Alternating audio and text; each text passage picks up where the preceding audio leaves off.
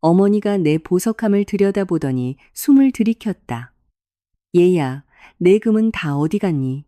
우리 집안의 역사가 담긴 물건인데. 바로 그때 남편이 다가왔다. 아, 장모님, 진정하세요. 저희 어머니가 빚을 좀 갚으셔야 해서요. 그래서 제가 지은 이 장신구들을 다 팔았습니다.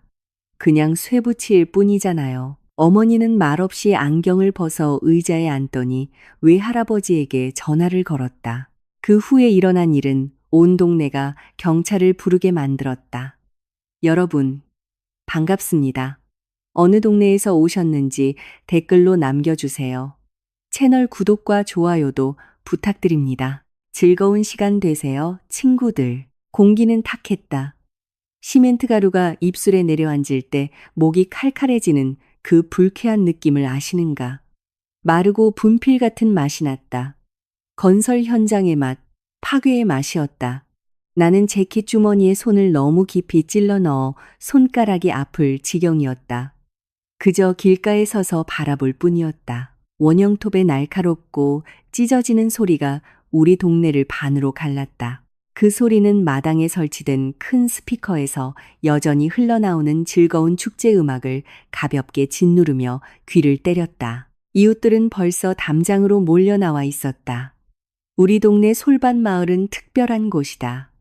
저녁이면 오래된 연탄 냄새와 갓 자른 소나무 톱밥 향이 뒤섞이는 곳. 우리 부모님이 자란 낡은 주택들이 새로 지은 으리으리한 벽돌집들 옆에 오밀조밀 붙어 있는 곳.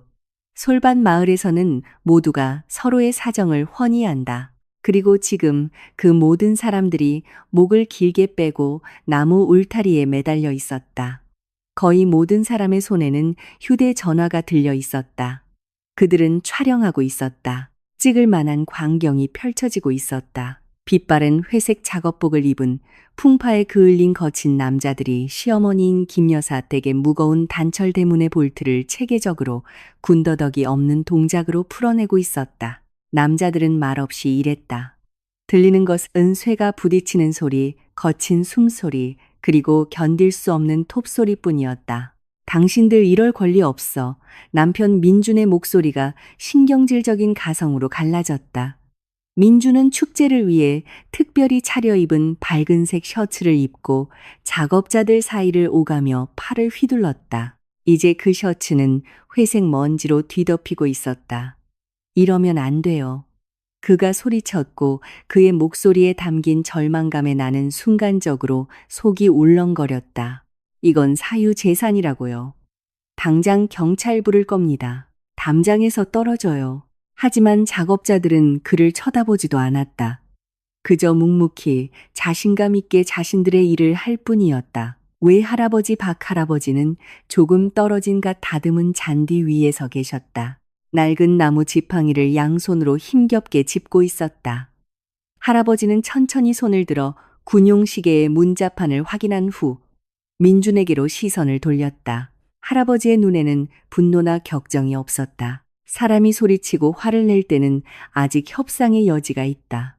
하지만 박할아버지의 눈은 차갑고 단단했다. 마치 이 동네 절반의 집을 지을 때 현장 소장이었던 그가 직접 다루었던 그 돌멩이처럼 단단했다. 82년의 세월은 말이 통하지 않는 자에게 말을 낭비하지 않는 법을 가르쳐 주었다. 그는 그저 자기 남편이 쇠붙이 하나를 지키려 발악하는 모습을 지켜볼 뿐이었다. 어디선가 멀리 도로 쪽에서 경찰 사이렌 소리가 울리기 시작했다. 그 불안한 소리는 시어머니 집에서 흘러나오는 흥겨운 유행가, 연장 소리, 민준의 고함 소리와 뒤섞였다. 이 광경의 매 순간을 탐욕스럽게 포착하던 이웃들에게는 이 모든 것이 정신 나간 노인의 난동, 광기, 남의 잔치를 망치려는 기괴한 행동으로 보였을 것이다. 하지만 나에게 이것은 심판이었다. 나는 먼지를 삼키며 서 있었고 배신감에 찬 눈물 한 방울이 뺨을 타고 흐르는 것을 느꼈다. 닦지 않았다. 너무 지쳐 있었다. 37살은 인생이 끝났다고 느끼기엔 너무 이른 나이다. 하지만 그 순간 나는 노파가 된 기분이었다. 나는 허둥대는 민준, 내가 침대와 계획과 인생을 함께 나눈 그 사람을 보며 더 이상 그를 알지 못한다는 것을 깨달았다. 사실 내 잘못이다. 나도 안다. 나는 몇 년 동안 이런 일이 벌어지도록 내버려 두었고 소리쳐야 할 때 침묵했다. 가족의 평화를 위해 모서리를 둥글게 만들었다. 사소한 배신들의 눈을 감다가 그것들이 모여 모든 것을 파괴하는 거대한 배신이 될 때까지 모른 척했다. 나는 지금 조각조각 해체되고 있는 저 비싸고 화려한 담장을 보며 그와 함께 내 가족도 조각나고 있음을 깨달았다. 기쁘지 않았다. 견딜 수 없이 씁쓸했다. 사이렌 소리는 점점 더 가까워졌다. 울음소리가 커지는 것으로 보아 두세 대는 되는 듯했다. 마당의 음악이 마침내 끽끽거리며 끊어졌다. 무시무시하게 울리는 정적이 찾아왔고 그 속에서는 무거운 금속 대문 한 짝이 둔탁한 소리를 내며 땅에 떨어지는 소리만 들렸다. 할아버지는 자기 사람들에게 고갯짓했다. 그들은 경첩을 풀기 시작했다. 하지만 우리가 어떻게 이 지경까지 왔는지, 어떻게 내 외할아버지가 시어머니의 환갑잔 친날에 인부들을 이끌고 와 마당을 부수고 온 동네가 공포에 질려 경찰서에 전화를 걸게 되었는지 이해하려면 우리는 조금 뒤로 돌아가야 한다. 불과 3주 전 비온 뒤 젖은 아스팔트 냄새와 내가 즉시 알아차리지 못했던 배신의 냄새가 나던 아무 일도 없던 그 조용한 일요일로 새벽 6시 부엌에서는 낡은 냉장고가 단조롭고 무겁게 웅웅거렸다. 나는 눈을 떴고 가장 먼저 든 통증을 느꼈다. 어깨뼈 사이에 둔하고 뻐근한 통증, 지난 몇 년간 나의 충실하고 집요한 동반자였다. 나는 매트리스의 스프링이 삐걱거리지 않도록 조심스럽게 움직이며 침대에서 차가운 장판 위로 발을 내디뎠다. 민주는 벽을 향해 돌아 누워 이불을 귀까지 끌어당긴 채 자고 있었다. 그는 고르고 깊고 평온하게 숨을 쉬었다. 그는 서두를 필요가 없었다. 내 남편은 7개월째 자아를 찾는 중이었다. 그리고 그가 자아를 찾는 동안 나는 일해야 했다. 나는 어둠 속에서 옷을 입고 더듬거리며 뜨겁고 쓴 보리차 한 잔을 타서 몇 모금 마시다가 혀를 대었고 눅눅하고 쌀쌀한 아침 속으로 나섰다. 1시간 후 나는 이미 건설 마스터라는 대형 자재 창고 한가운데에 서 있었다. 만약 대형 건축 자재 창고에서 일해 본 적이 없다면 당신은 이 냄새를 상상하기 어려울 것이다. 갓 자른 소나무의 날카롭고 깨끗하며 코를 찌르는 향이 기계유, 경유, 차가운 콘크리트 먼지 냄새와 진하게 뒤섞인 냄새, 주변은 끊임없이 규칙적인 소음으로 가득했다. 화물차 브레이크가 킥킥거렸고 노란 지게차가 벽돌과 건조 혼합물이 담긴 무거운 팔레트를 옮기며 덜컹거리며 오갔다. 인부들은 창고 이쪽 저쪽에서 욕설과 농담을 섞어 소리치며 대화했다. 이것이 나의 세계였다.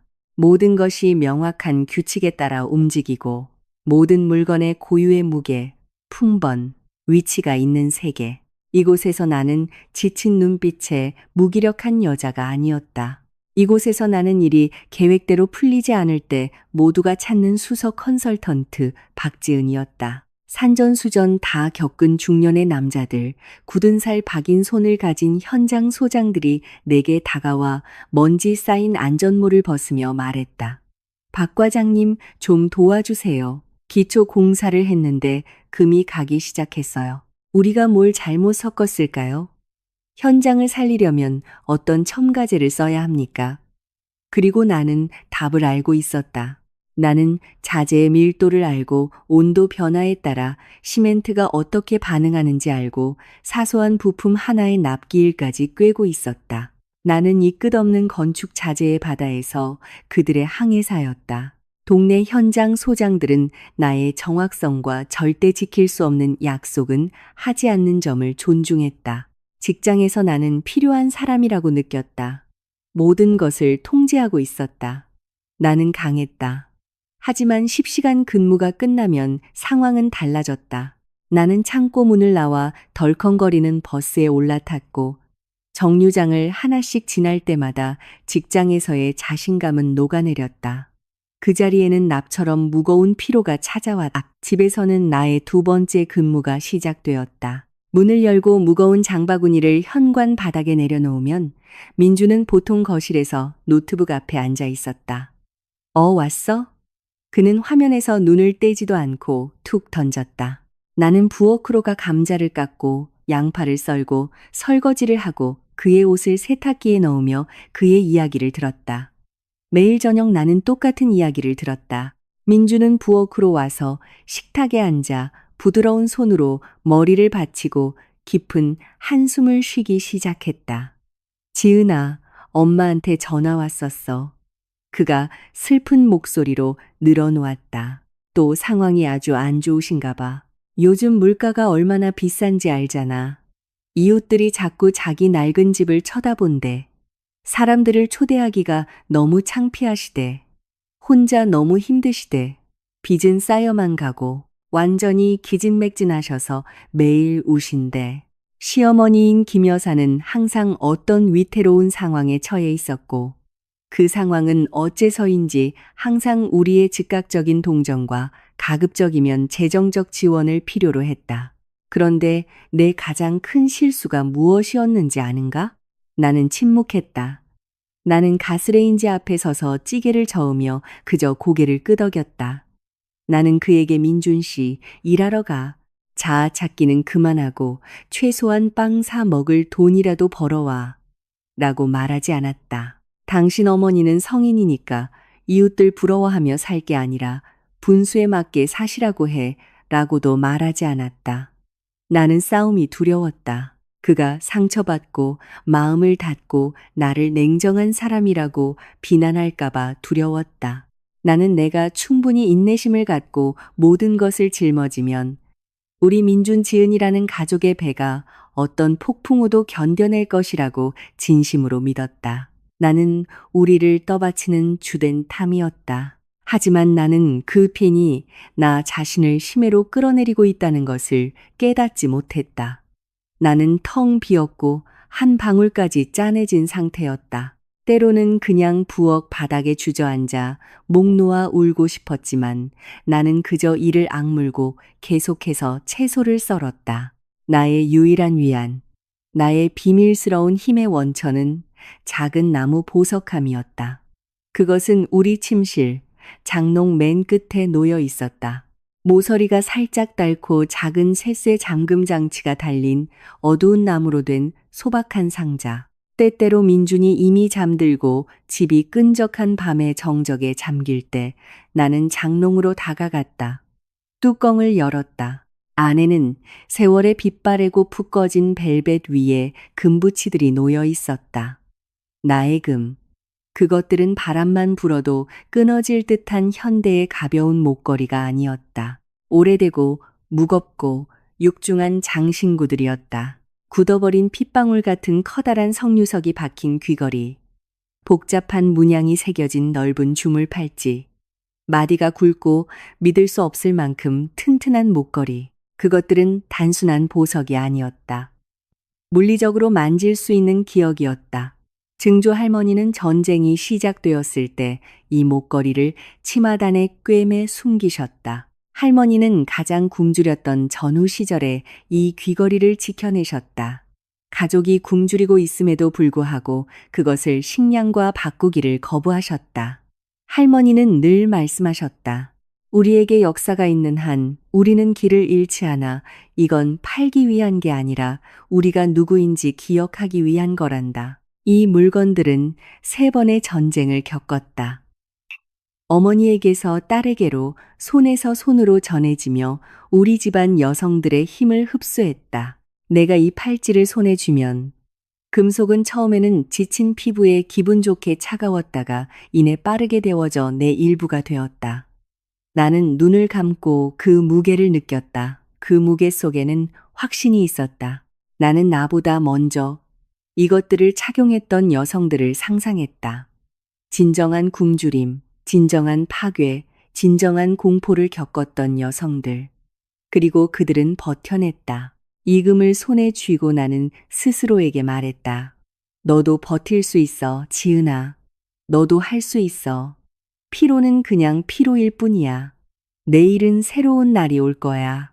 이 장신구들은 내가 부서지지 않을 것이라는, 내가 단순히 건설자재 창고에 지친 일꾼이나 약한 남편을 위한 편리한 하녀가 아니라는 유일한 증거였다. 나는 생존할 줄 아는 가문의 후예였다. 나는 절대적인 한계 속에서 관성으로 움직이며 오직 과거와의 이 유형적인 연결고리에만 의지해 버티고 있었다. 그것은 일상과 무관심의 바다에서 나의 유일한 구명환이었다. 그리고 나는 그 구명환이 이미 사라졌다는 것을 알지 못했다. 어머니는 현관에 들어서자마자 내 주위에서 분주하게 움직였다. 박 여사님은 체구는 작지만 옆에 있으면 공기가 스파크를 일으키는 듯한 에너지를 가진 분이다. 그녀는 내가 외출 준비하는 것을 돕기 위해 특별히 오셨다. 이것은 단순한 저녁 식사가 아니었다. 나에게는 거의 불가능에 가까운 드문 외출이었다. 지역의 자재 공급업체와 대형 건설사들이 모이는 연례 전문 회의였다. 사장님이 직접 내가 참석해야 한다고 강조하셨다. 박 과장, 자네가 우리 회사의 얼굴이야. 그가 전날 무거운 손으로 내 어깨를 툭 치며 말했다.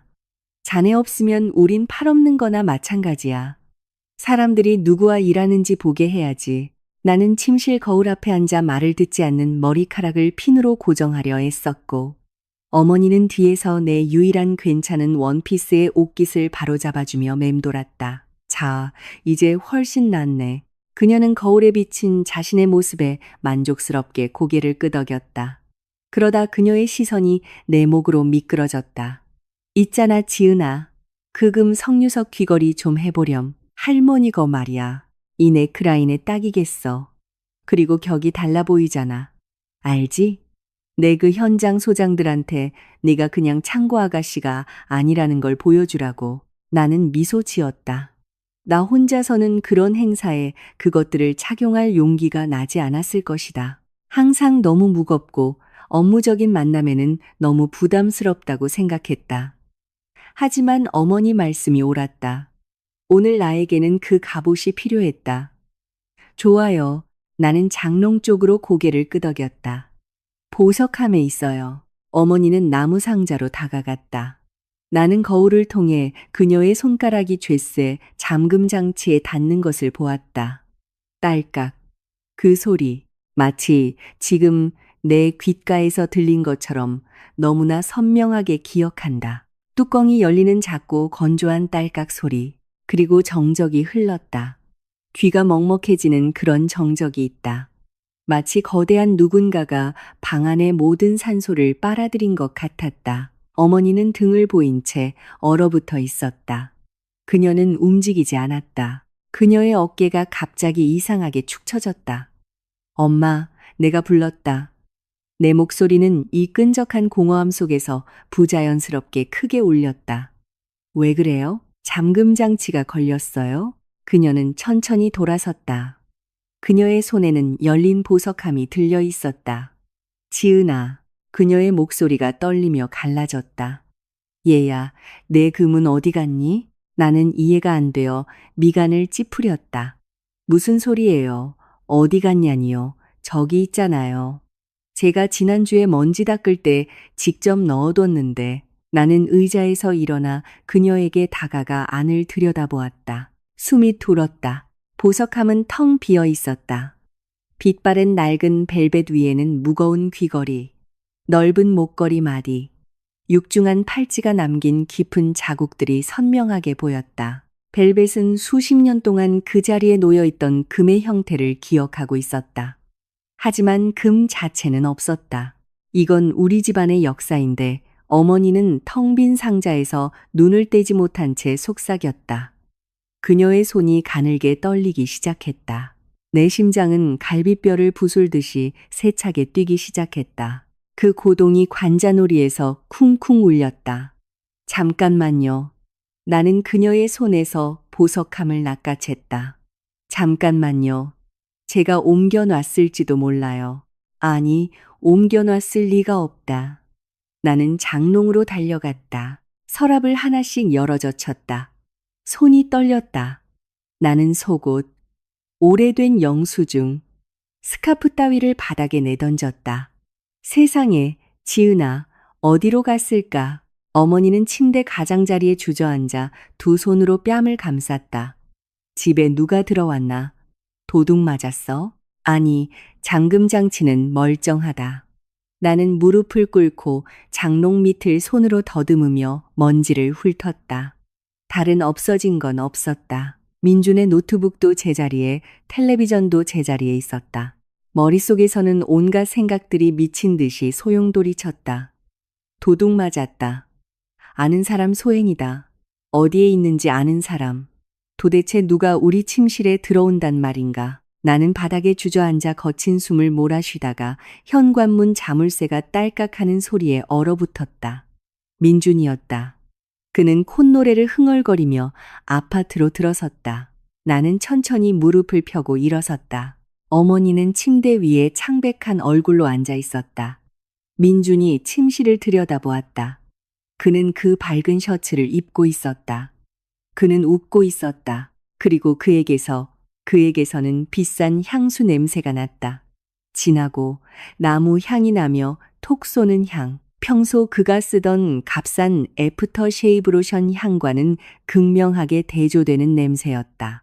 7개월째 자아를 찾는 사람이 감당할 수 없는 사치의 냄새. 그는 문간에 멈춰서서 엉망이 된 방, 쏟아져 나온 서랍, 그리고 나와 어머니를 보았다. 그의 눈썹이 살짝 올라갔지만 그의 눈에는 놀라움이나 두려움이 없었다. 그는 내 손에 들린 텅 빈 보석함을 보고 이어서 일그러진 내 얼굴을 보았다. 그리고 그가 어떻게 했는지 아는가? 그는 무슨 일이야? 라고 물으며 내게 달려오지 않았다. 그는 경찰에 신고하지 않았다. 그는 그저 한숨을 쉬었다. 마치 내가 그를 피곤하게 만든 것처럼 지치고 순교자적인 그런 우주적인 피로감이 담긴 한숨. 그것은 내가 쓰레기를 버려달라거나 공과금을 내달라고 부탁할 때 그가 내쉬던 아, 또 시작이네 하는 바로 그 한숨이었다. 아, 진정들 좀 해요. 그가 목에서 얇은 스카프를 풀며 말했다.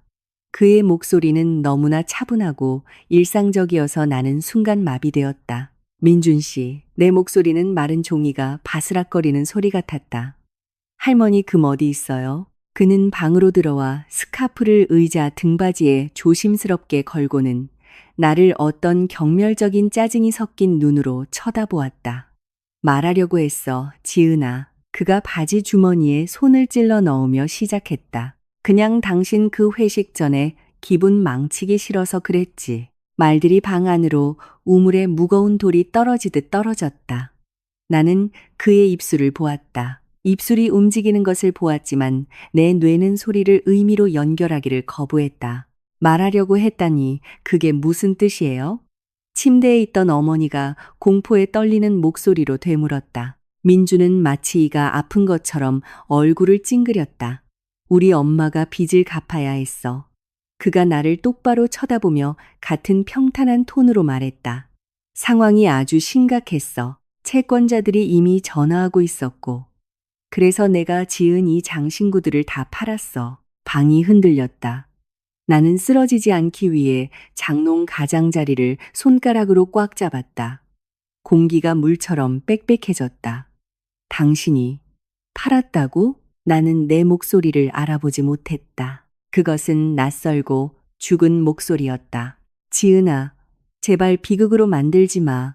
그가 보이지 않는 파리를 쫓아내듯 짜증스럽게 손을 휘저었다. 공기 중에는 다시 그 숨 막히는 비싼 향수 냄새가 떠다녔다. 그건 그냥 쇠붙이야. 낡은 노란 쇠붙이 조각이라고. 하지만 저쪽은 살아있는 사람이야. 우리 엄마. 도움이 필요했다고. 우린 가족이잖아. 서로 도와야지. 나는 서서 내가 결혼한 남자를 바라보았다. 내가 차가운 창고에서 하루 10시간씩 일하며 우리의 공동의 문제를 짊어지게 만든 그 남자를, 내 등 뒤에서 냉정하게 내 삶, 내 기억, 내 유일한 위안을 송두리째 털어간 그 남자를, 그리고 지금 내 앞에 서서 새로운 향수를 풍기며 내가 이것을 비극으로 만들어서는 안 된다고 설득하고 있는 그 남자를 나는 내 안, 가슴 깊은 곳 어딘가에서 어글루시첼니 귀청이 터질 듯한 균열음이 나는 것을 느꼈다. 이것은 단순한 배신이 아니었다. 지진이었다. 내 삶의 기초에 생긴 첫 번째 가느다란 균열이 내 눈앞에서 빠르게 넓어지며 검고 아가리를 벌린 심연으로 변해가고 있었다. 나는 돌아서서 그의 새로 다림질한 셔츠 소매를 잡고 부엌으로 끌고 갔다. 그는 뭐라 중얼거리며 빠져나가려 했지만 그 순간 내 안에서 어떤 짐승 같고 통제불능의 힘이 깨어났다. 나는 그를 식탁 쪽으로 밀쳤다. 가스레인지 위 작은 구리 주전자에서는 커피가 끓어 넘치고 있었다. 커피가 버너를 덮었고 공기는 타는 원두에 날카롭고 톡 쏘는 냄새로 빠르게 채워졌다. 그 냄새가 콧구멍을 파고들어 숨쉬기 힘들게 했지만 나는 가스를 끄려고 고개조차 돌리지 않았다. 무슨 빛, 민준 씨. 내 목소리는 낮고 거의 남자 같았다. 나는 식탁에 손을 짚고 그에게 몸을 기울였다. 대체 무슨 채권자? 그는 의자에 앉아 팔짱을 끼고 상처받은 10대의 자세를 취했다. 지은아, 내가 100번은 말했잖아. 그가 시선을 피하며 시작했다. 엄마한테 문제가 있었어. 심각한 재정 문제. 빚이 눈덩이처럼 불어나고 있었다고. 누구한테 빚을 졌는데. 나는 식탁을 손바닥으로 내리쳤고 건조대의 컵들이 애처롭게 쨍그랑거렸다. 대답해. 뭐 때문에 빚을 진 거냐고. 어머니 박 여사님이 우리를 따라 천천히 부엌으로 들어오셨다. 그녀는 문설주에 멈춰서서 얇은 안경을 손에 꽉 쥐고 있었다. 그녀의 손가락이 너무 심하게 떨려서 안경다리가 서로 부딪히며 조용히 딸깍거렸다. 민주는 한숨을 쉬고 눈을 굴리더니 마침내 나를 쳐다보았다. 수리비. 그가 세상에서 가장 당연한 일인 양 퉁명스럽게 내뱉었다. 수리를 끝내야 했어. 공사업체에서 대금을 요구했다고. 수리비. 어머니가 안경을 가슴에 끌어안으며 숨을 들이켰다. 무슨 수리비, 민준아. 그냥 보통 수리. 그가 갑자기 의자에서 벌떡 일어나며 소리쳤다. 엄마는 평생 그 허름한 집에서 살았어. 이웃들이 등 뒤에서 비웃었다고. 제대로 된 유럽식 베란다를 만들어야 했어. 참고로. 그리고 담장. 사람들이 마당에 들어올 때 부끄럽지 않을 제대로 된 디자이너 단철 담장. 나는 이 헛소리를 들으며 서 있었고 미쳐가는 것 같았다. 유럽식 베란다. 나는 얼굴에서 피가 빠져나가는 것을 느끼며 속삭였다. 그리고 디자이너 담장. 당신은 할머니가 일제강점기 일본군을 피해 숨겼던 금을 팔아서 당신 엄마가 새 담장을 세우게 했다고? 그건 그냥 쇠붙이야, 지은아. 그가 내 공포를 덮으려는 듯 다시 목소리를 높였다. 당신은 어차피 차지도 않았잖아. 몇 년 동안 저기서 먼지만 쌓이고 있었어. 하지만 엄마는 실질적인 도움이 필요했다고. 우린 가족이야. 가족은 서로 도와야지 금덩이나 끌어안고 있을 게 아니라. 그리고 그때 나는 폭발했다. 그것이 그날 나의 첫 번째이자 가장 끔찍한 실수였다. 나는 통제력을 잃었다. 나는 이 맹목적이고 불타는 분노가 내 이성을 삼키도록 내버려 두었다. 나는 자재 창고의 전략가처럼 생각하지 않았다. 나는 그저 분노한 여자가 되었다. 가족? 내가 목이 쉬도록 소리쳤다. 당신은 내 물건을 훔쳤어. 당신은 도둑이야. 당장 경찰에 신고할 거야. 고소장 쓸 거야. 당신이랑 당신 엄마 둘 다 고소할 거라고. 내가 법정 싸움을 해서 당신들 그 유럽식 담장을 박살내버릴 거야. 둘 다 감옥에 가게 될 거야. 나는 식탁에서 휴대전화를 집어들고 떨리는 손가락으로 화면 잠금을 풀려고 애썼다. 민주는 나를 보더니 갑자기 웃음을 터뜨렸다. 그것은 신경질적인 웃음이 아니었다. 자신에게는 아무 위협도 되지 않는다는 것을 정확히 아는 사람의 웃음이었다. 그는 마치 떼쓰는 아이를 보듯 나를 내려다보았다. 경찰에? 그가 고개를 저으며 비웃었다. 무슨 돈으로 소송을 하려고, 지은아? 당신 그 창고 관리원 월급으로? 나는 수석 컨설턴트야. 내가 소리쳤다. 그게 무슨 상관인데? 그가 손을 내저었다. 그리고 뭘로 소송을 건다는 거야? 선물 가지고? 무슨 선물? 당신이 직접 말했잖아. 기억 안 나? 작년에 우리가 차 살 돈 때문에 싸울 때 당신이 소리쳤잖아. 그렇게 필요하면 이금이라도 가져가. 라고. 그래서 가져갔어. 나는 그걸 어려운 시기에 가족을 위한 선물로 받아들였어. 아니라고 증명해봐. 이게 당신 개인 소유라는 서류는 아무것도 없어. 우린 부부야. 이건 공동재산이고 내가 가족을 위해 처분한 거라고. 히스테리 부리지 마, 지은아. 당신한테 안 어울려. 나는 휴대전화를 손에 든 채 얼어붙었다. 그가 옳았다. 법적으로 나는 완전히 무방비 상태였다. 이 오래된 혁명 이전의 장신구들에 대한 영수증도 증여 서류도 없었다. 경찰은 이걸 부부싸움이라고 부르며 내 얼굴에 대고 비웃을 것이다. 어머니는 문가에서 조용히 흐느꼈다. 그녀는 말없이 안경을 벗어 주먹에 쥐고 돌아서서 복도로 나갔다. 나는 그녀가 신발을 신는 소리, 자물쇠가 딸깍하는 소리를 들었다. 그녀는 한마디 말도 없이 떠났다. 그리고 1시간 후 우리 집 초인종이 울렸다. 나는 부엌에 앉아 가스레인지 위 차갑게 식은 검은 커피 자국을 멍하니 바라보고 있었다. 민준이 문을 열러갔다. 복도에서 목소리가 들렸고 부엌 문턱에 김 여사, 내 시어머니가 나타났다. 항상 머리가 흠잡을 데 없고 손톱에는 가칠한 매니큐어가 발라져 있는 여자. 그녀는 금색 리본으로 묶인 투명한 상자에 담긴 거대하고 화려한 케이크를 들고 들어왔다. 비싼 향수 냄새, 이제 그녀의 아들에게서도 나는 바로 그 냄새가 내 좁은 부엌 공간을 가득 채웠다. 그녀는 죄책감을 느끼는 것처럼 보이지 않았다. 사과하러 온 것이 아니었다. 그녀는 자기만족으로 빛나고 있었다. 김 여사는 커피 자국 바로 옆 식탁 위에 케이크를 내려놓으며 혐오스럽다는 듯 얼굴을 찡그렸다. 지은아, 얘야. 그녀가 달콤하고 꾸며낸 목소리로 노래하듯 말했다. 민준이가 네가 좀 속상해한다고 하더구나. 에이, 그런 사소한 일로 뭘 그래. 내가 너희를 축하 파티에 초대하러 왔단다. 나는 그녀에게 무거운 시선을 들었다. 무슨 파티요? 15일에. 그녀가 완벽한 머리 모양을 고치며 미소 지었다. 술이 끝난 기념으로 큰 파티를 열 거야. 모두 모을 거야. 온 동네 사람들이 올 거고 내 직장 사장님도 들르겠다고 약속했어. 내새 베란다에 성대한 개장식이 될 거야. 그녀는 내게 몸을 기울여 매니큐어 칠한 손가락으로 식탁을 짚었다. 그녀의 차갑고 계산적인 눈이 내 얼굴에 박혔다. 있잖니, 지은아. 그녀가 조용히, 거의 친밀하게 말했다. 내가 이걸 얼마나 오래 기다렸는지 몰라. 이제 드디어 우리 이름에 걸맞은 집이 생겼어. 존경받는 사람들을 초대하기에 부끄럽지 않은 집. 그리고 나는 네가 거기 있었으면 좋겠어. 우리 가족의 투자가 어떤 결과를 낳았는지 내 눈으로 직접 보도록 말이야. 그녀는 몸을 바로 세우고 비싼 재킷을 여미고는 문가에서 얻어맞은 개처럼 서성이는 민준에게 미소 지었다. 6시에 기다릴게. 그녀가 마지막으로 툭 던지고 나갔다. 나는 식탁에 앉아 있었다.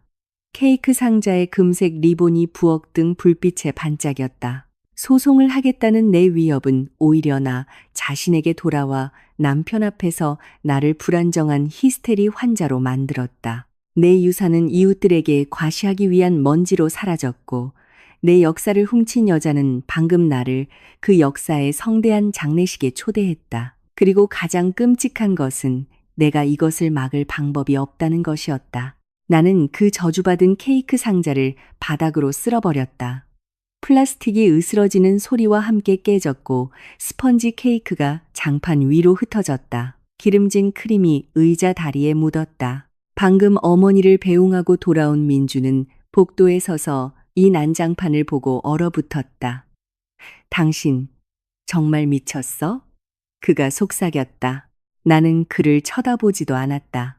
말없이 걸레를 집어들고 무릎을 꿇고 이 끈적하고 역겨운 냄새가 나는 악몽을 치우기 시작했다. 내 손은 기계적으로 움직였다. 나는 바닥이 삐걱거릴 때까지, 손가락 마디가 하얘질 때까지 닦았다. 나는 김 여사의 존재 흔적을 내 집에서 지워내고 있었지만 그녀를 내 인생에서 지워내는 것은 훨씬 더 어렵다는 것을 알고 있었다. 15일, 정확히 2주 후. 그 날짜는 내 머리 위 단두대에 칼날처럼 매달려 있었다. 시어머니가 그녀의 성대한 연극을 펼칠 그 순간까지 2주. 나는 그녀가 어떻게 하는지 알고 있었다. 김 여사는 천재적인 허풍쟁이였다. 그녀는 모두에게 전화를 돌릴 것이다. 그녀는 가장 잘 가꾼 화단이라는 지위를 두고 몇 년간 냉전을 벌여온 이웃들을 초대할 것이다. 그녀는 예전에 함께 일했던 지역 관공서 사람들을 부를 것이다. 그리고 그녀가 이미 자랑스럽게 말했듯이 그녀는 내 사장님을 초대했다. 그것은 완벽한 계획, 그녀의 니버멜너와 과도한 자아의 완벽한 승리였고 내게서 훔친 기억으로 만든 기초 위에 세워졌다. 그날 저녁부터 민주는 유령이 되었다. 우리 집은 그에게 그저 잠자는 곳이 되었다. 그는 아침 일찍 나가서 자정이 훨씬 넘어 돌아왔고 갓 칠한 페인트, 니스, 그리고 남의 집 음식 냄새를 풍겼다. 엄마 집에 있어. 내가 전화하면 그가 수화기에 대고 툭 던졌다. 마감일 도와드리고 있어. 아직 자잘한 일이 많아. 걸레바지 붙이고 조명 달고 저녁 식사 기다리지 마. 그는 이중 생활을 했다. 한편으로는 어머니를 위해 궁전을 짓는 헌신적이고 자상한 아들이었고 다른 한편으로는 우리 침실 문턱을 넘을 때 내 눈을 피했다. 우리는 같은 침대에서 잤지만 우리 사이에는 얼음 사막이 놓여 있었다. 나는 벽을 향해 돌아누워 그의 숨소리를 들으며 내가 그토록 공들여 쌓아온 내 세상이 매일같이 하나의 차가운 방 크기로 줄어들고 좁아지는 것을 느꼈다. 우리 가족도 변했다. 어머니는 그날 이후 마치 불이 꺼진 것 같았다. 그녀는 내게 전화를 했지만 우리는 날씨, 감자 가격, 뭐든지 이야기했지만 텅 빈 보석함에 대해서는 이야기하지 않았다. 그녀의 목소리에는 깊고 끝없는 슬픔이 묻어났다. 그녀는 애초에 그 금에 대해 이야기한 것 자체를 자책했다. 그리고 박 할아버지는 침묵했다. 그것이 가장 무서웠다. 내가 그 주말에 할아버지를 찾아가 말을 더듬고 눈물을 삼키며 모든 것을 털어놓았을 때 그는 소리치거나 주먹으로 식탁을 내리치지 않았다. 그는 낡고 세월에 검게 변한 집의 칸마루에 앉아 나무 조각을 규칙적으로 깎으며 내 이야기를 들어주셨다. 그랬구나. 그가 무릎에서 나무 조각을 불어내며 말했을 뿐. 그리고 침묵했다. 그의 침묵은 민준의 히스테리보다 더 나를 두렵게 했다. 할아버지는 항상 행동하는 사람이었는데 이제 그는 그저 이웃집 지붕 너머 먼 곳을 바라볼 뿐이었고 그의 얼굴은 돌로 깎은 것처럼 무표정했다. 직장에서는 모든 것이 손에 잡히지 않았다. 나의 자랑이었던 집중력, 나의 자부심, 모든 것이 먼지처럼 흩어졌다. 나는 송장을 헷갈렸다. 시멘트 트럭을 엉뚱한 현장으로 보냈다. 한 번은 내 손금처럼 잘 알던 두 종류의 앵커볼트의 차이를 기억해내지 못하고 30분 동안 선반 앞에 서 있었다. 박 과장, 일하면서 졸고 있어? 대형 현장의 한 소장이 잘못 작성된 견적서를 내 얼굴 앞에 흔들며 으르렁거렸다. 방수 석고보드 대신 일반 석고보드를 출고했잖아. 거기 배관이 새고 있다고. 이게 나한테 얼마나 큰 손실인지 알아? 나는 사과하고 서류를 다시 작성하고 얼굴을 붉혔지만 머릿속에서는 오직 한 가지 생각만 맴돌았다. 15일. 나는 그 메커니즘이 어떻게 작동하는지 이해하고 있었다. 수백 번이나 그 작동을 보았다. 김 여사가 상상의 리본을 자르는 순간, 손님들이 그녀의 새로운 유럽식 베란다에서 샴페인 잔을 드는 순간, 내 사장님이 그녀의 취향을 칭찬하는 순간, 모든 것이 끝날 것이다. 우리 솔밭 마을 전체의 눈에 그녀의 거짓말은 새로운 진실이 될 것이다. 그녀는 존경받는 여성, 성공한 안주인, 집을 일으킨 사람이 될 것이다. 그리고 내가 만약 그 후에 입을 열어 이건 내 돈, 내 금으로 산 거예요 라고 말하려 한다면 나는 어떤 모습으로 비칠까? 시어머니의 잔치를 망치려는 질투 많고 심술저는 며느리. 스스로는 아무것도 이루지 못했기 때문에 말도 안 되는 이야기를 지어내는 미친 히스테리 환자. 사회는 아름다운 그림을 망치는 사람들을 좋아하지 않는다. 김 여사는 그림을 만들고 있었고 그녀가 그것을 세상에 보여주는 순간 나의 진실은 사회적 예의와 가식적인 미소의 두꺼운 층 아래 영원히 묻힐 것이다. 금은 물리적으로만 사라지는 것이 아니었다. 그것이 존재했다는 기억 자체가 사라질 것이다. 날들은 뜨거운 파이프 위의 눈처럼 녹아내렸다. 일주일, 6일, 5일이 남았다. 나는 창고의 좁은 사무실에 앉아 머리를 감싸 쥐었다. 공기 중에는 익숙한 경유와 먼지 냄새가 떠다녔다. 얇은 칸막이 너머로 지게차가 윙윙거렸다. 나에게는 계획이 없었다. 증거도 없었다. 목을 너무 세게 조여 삼키기조차 고통스러운 절망감 외에는 아무것도 없었다. 나는 그저 숨을 쉬려고 눈을 감았는데 사무실 문이 삐걱거렸다. 아무도 기다리지 않았다. 점심시간이었고 모든 인부들은 식당에 가 있었다. 나는 불만 가득한 고객이나 또 다른 질책을 할 사장님을 예상하며 무거운 시선을 들었다. 하지만 문턱에는 내가 여기서 가장 보기 힘든 사람이 서 있었다. 최 이모님, 시어머니의 여동생이었다. 그녀는 내 사무실 문간에 서서 어색하게 발을 동동 구르고 있었다. 화려하고 시끄럽고 주목받기를 요구하는 언니의 그늘에서 평생을 살아온 여자. 최 이모님은 완전히 다른 사람이었다. 조용하고 눈에 띄지 않고 항상 어떤 형태 없는 회색 가디건을 입고 있었다. 우리 가족은 그녀를 애칭으로 회색쥐라고 불렀고 뒤에서는 그냥 거절 못하는 최 이모라고 불렀다. 그녀는 작은 회사에서 격리로 일했고 내가 기억하는 한 항상 김 여사의 잔심부름꾼이었다. 서류 작업을 돕거나 주말 농장밭을 매거나 어렸을 때 조카인 내 남편 민준을 돌봐주거나 그녀는 절대 반박하지 않았다. 그저 고개를 끄덕이고 시키는 대로 했다. 나는 천천히 의자에서 일어섰다. 최 이모님, 내 목소리가 놀라움에 떨렸다. 여긴 어쩐 일이세요? 민준 씨한테 무슨 일 있어요? 그녀는 두툼한 서류철을 가슴에 안고 고개를 저었다. 그녀의 얼굴은 창백했다. 눈 밑에는 깊은 그늘이 져 있었다. 그녀는 며칠 밤을 새운 사람처럼 보였다. 들어가도 될까, 지은아?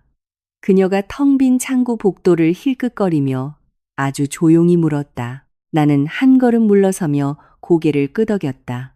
그녀는 내 좁은 사무실 안쪽 천장까지 쌓인 노란 유리솜 더미 사이로 들어왔다. 이곳은 먼지와 합성 섬유 냄새가 특히 진했다. 최 이모님은 흔들리는 의자 가장자리에 앉아 송장으로 뒤덮인 내 책상 위에 서류철을 올려놓았다. 그녀는 오랫동안 자기 손을 보며 침묵했다. 그녀의 손가락은 건조하고 잔주름이 많았으며 손톱은 짧게 깎여 있었다. 서류 작업을 많이 하는 사람의 손이었다. 금 얘기 들었어. 마침내 그녀가 말했다. 그녀의 말은 사무실의 정적 속에서 총성처럼 울렸다. 나는 등골이 오싹해지는 것을 느끼며 얼어붙었다. 김 여사님이 말씀하셨군요. 나는 메스꺼움이 치밀어 오르는 것을 느끼며 겨우 말을 뱉었다. 자랑하더구나. 최 이모님이 나를 쳐다보았다. 그녀의 눈에는 내가 몇 년 동안 보아온 그 익숙한 순종의 기미가 한 방울도 없었다. 그 안에는 날카롭고 찌르는 듯한 피로감이 있었다. 자랑한 게 아니야, 지은아. 불평했지. 최 이모님이 씁쓸하게 웃었다. 네가 낡은 고물 몇 개 때문에 히스테리를 부린다고 불평했어. 자기는 불쌍하게도 가족의 명예를 지키기 위해 마지막 힘까지 다하고 있는데 말이야. 나는 두 손으로 얼굴을 가렸다. 견딜 수 없었다. 최 이모님, 제발요. 나는 목구멍까지 차오른 덩어리를 삼켰다. 만약 저더러 그분을 용서하라고 설득하거나 가족이 더 중요하니까 민준 씨가 잘했다고 말씀하러 오셨다면 전 못 견뎌요. 가주세요. 정말로 가주세요. 저 힘이 없어요. 그런 일로 온 거 아니야. 그녀의 목소리가 갑자기 단단하고 거의 금속성으로 변했다. 그녀는 서류철 위에 손바닥을 올려놓고 천천히 어떤 복수심에 찬 쾌감과 함께 그것을 내 쪽으로 밀었다. 그 여자, 이탈리아 타일값도 안 냈어, 지은아. 최 이모님이 앞으로 몸을 기울이며 속삭였다. 나는 얼굴에서 손을 떼고 이해가 안 된다는 듯 그녀를 쳐다보았다. 네? 무슨 타일이요? 민준 씨한테는 빚 다 갚았다고. 금판 돈으로 공사업체 대금 치렀다고 했다는데요. 최 이모님은 고개를 저었다. 내 언니는 까치 같아. 반짝이는 걸 보면 둥지로 물어가고 대금 치르는 건 남에게 맡기지. 금은 빚 갚는 데 쓰이지 않았어. 그 저주받은 디자이너 담장 계약금이랑 베란다 성금으로 들어갔지. 하지만 그걸로는 턱없이 부족했어. 근처에도 못 갔다고 그녀는 서류철을 펼쳤다. 안에는 수십 장의 복사본, 세금 계산서, 보증서, 어떤 영수증들이 들어있었다. 내가 지난 15년 동안 그 여자의 개인 회계를 봐줬어. 최 이모님이 서류들을 넘기기 시작했다. 나는 그 여자 손을 거치는 돈 한 푼까지 다 알아. 항상 분수에 안 맞게 살았지. 하지만 이번 수리는 그 여자를 미치게 만들었어. 모두를 뛰어넘고 싶어 했지. 최 이모님은 서류 한 장을 꺼내 내 앞에 놓았다. 그것은 이웃 도시의 한 대형 고급 마감재 공급업체로부터 온 청구서였다. 나는 그 회사를 알고 있었다. 그들은 프리미엄 부문만 취급했다. 마당용 이탈리아 타일. 최 이모님이 금액을 손가락으로 가리켰다. 이걸 신용이랑 보증서만 믿고 할부로 가져왔어. 그리고 보증으로 뭘 제시했는지 알아? 나는 내 안의 모든 것이 단단한 얼음 덩어리로 뭉쳐지는 것을 느끼며 침묵했다. 그 여자는 공급업체의 친척에게서 큰 유산을 받을 예정이라고 했어. 가문의 감정평가 중인 골동품이 있다고. 최 이모님은 나를 똑바로 쳐다보았다. 그 여자는 내 집안의 유물을 약속하며 자기 욕심을 채울 크레딧을 얻어낸 거야. 모두에게 거짓말을 한 거지. 민준이한테는 금을 빼내려고 끔찍한 빚이 있다고 거짓말했고, 공급업체에는 유산이 있다고 거짓말해서 자재를 빼돌렸어. 나는 청구서의 숫자들을 보았다. 금액은 천문학적이었다. 어떤 금으로도 그 절반도 갚지 못할 것이다. 김 여사는 허공으로 거짓말로 자신의 궁전을 짓고 있었다. 왜 이걸 제게 주시는 거예요? 나는 최 이모님을 쳐다보았다. 그녀는 의자 등받이에 기대며 거친 숨을 내쉬었다. 지쳤기 때문이야, 지은아. 내가 영수증을 숨기고 그 여자의 거짓말 장부를 맞추는데 지쳤어. 평생 그 여자가 제일 좋은 걸 다 가져갔어. 평생 나는 그 여자에게 그냥 편리한 도구, 공짜 하녀였어. 최 이모, 이거 해줘. 최 이모, 도와줘. 최 이모, 너 오늘 어차피 아무 데도 안 가잖아. 그런데 지난주에 최 이모님의 목소리가 떨렸다. 그녀는 경련하듯 침을 삼켰다. 지난주에 내가 약 살 돈이 모자랐어. 내가 그 여자한테 아주 적은 금액을 빌려달라고 했어. 그랬더니 그 여자가 자기 새 이탈리아 타일 한가운데 서서 나를 보더니 말하더군. 이모, 내가 얼마나 돈 썼는지 알잖아. 파티가 코앞이야. 손님들이 올 거라고. 나도 품위 있게 보여야지. 내 약은 나중에 사도 되잖아. 그녀는 말을 멈췄다. 사무실에는 환풍기 소리와 멀리서 들려오는 지게차의 덜컹거리는 소리만 들렸다. 나는 그 여자가 나한테 했던 짓을 너한테 똑같이 하도록 내버려 두지 않을 거야. 최 이모님은 서류철 전체를 내 쪽으로 밀었다. 여기 다 있어. 그 여자의 미납 청구서, 보증서, 빚진 공급업체들. 이건 카드로 만든 집이야, 지은아. 아무도 진실을 모르기 때문에 겨우 버티고 있는 거라고. 나는 서류철을 살아있는 생물처럼 바라보았다. 이것은 단순한 서류 뭉치가 아니었다. 흔적이었다. 내가 읽을 수 있는 흔적, 물류 담당자로서 매일 납품과 청구서를 다루는 사람으로서 나는 이 정보를 어떻게 사용해야 할지 알고 있었다. 내 심장이 빠르게 뛰기 시작했다. 지난 몇 주간 나를 마비시켰던 두려움이 물러나기 시작했고 그 자리에 다른 것, 차갑고 계산적인 명료함이 찾아왔다. 김 여사는 전능한 여왕이 아니었다. 그녀는 그저 빚에 허덕이는 사기꾼이었다. 최 이모님, 나는 그녀의 마른 손등 위에 내 손을 덮었다. 감사합니다. 그녀는 고개를 끄덕이고 일어나 문으로 향했다. 문턱에서 그녀는 돌아섰다. 무너뜨려 지은아. 그녀가 조용하지만 내 숨을 택게 할 만큼 강한 힘으로 말했다. 이 모든 걸 무너뜨려 버려. 문이 닫혔다. 나는 손에 서류철을 든 채 사무실에 홀로 남았다. 오랜만에 나는 무엇부터 시작해야 할지 정확히 알고 있었다. 나는 서류철을 열고 첫 번째 장을 꺼냈다. 내 시선은 숫자, 날짜, 회사 이름들을 훑었다. 나는 그들을 모두 알고 있었다. 이것은 나의 세계였다. 납품, 송장, 상호 결산의 세계. 나는 업무용 휴대전화를 꺼냈다. 내 손가락은 더 이상 떨리지 않았다. 솔밭 마을과 그 근방에는 민준 같은 사람이 오래된 금을 별다른 질문 없이 팔 수 있는 곳이 많지 않았다. 전당포, 금은방, 개인 보석상, 그리고 가장 중요한 것은 이들 대부분의 주인들이 내 고객이었다는 점이다. 그들은 모두 건물을 짓고 상점을 수리하고 쇼윈도를 설치하고 새로운 금고 문을 달았다. 나는 내 전화번호부에 있는 목록을 따라 그들에게 전화를 걸기 시작했다. 나는 매일 하던 것처럼 그들과 이야기했다. 차분하고 업무적으로. 사장님 안녕하세요. 건설마스터의 박지은입니다. 다름이 아니라 제 남편이 어리석게도 물건을 좀 맡겼는데요. 네, 집안 물건입니다. 무거운 금, 석류석. 지난주에 혹시 들어온 거 없나요? 없군요. 알겠습니다. 혹시라도 나타나면 연락 좀 부탁드립니다. 감사합니다. 나는 15번에 전화를 걸었다. 15번 아니오라는 대답을 들었다.